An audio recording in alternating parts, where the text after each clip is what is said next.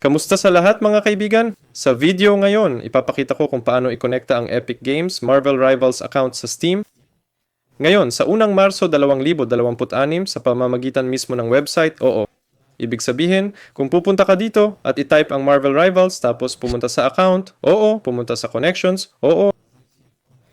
At dito, makikita mo, walang Steam, pero sa ngayon lang ito, malamang lalabas sa hinaharap. Sa ngayon, pwede mo lang ikonekta ang account ng hindi direkta. Para dito, pumunta sa Epic Games, i-click ang account, i-click ang settings. Dito i-click ang download settings at kopyahin ang path na ito. Pagkatapos, pumunta sa Steam, i-click ang add, i-click ang add non-Steam game, i-click ang browse, i-paste ang path na ito, piliin ang Marvel Rivals, at dito may makikita kang exe file. Nasa binaries, Win64 ito. Dito piliin ang Marvel Rivals Launcher.exe at i-click ang Open at i-click ang Add Program. Pagkatapos, lalabas na ito sa Steam mo. Ganito lang at pwede ka nang maglaro.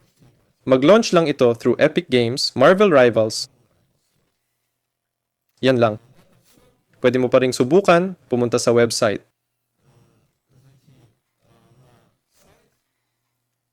Dito mag-scroll sa pinakababa at i-click. Dito, i-click ang send message at syempre, sabihin mo sa kanila na gusto mong ilipat ang account at baka tulungan kanila dito. Iyan lang, kasama ninyo si Valor. Paalam sa lahat.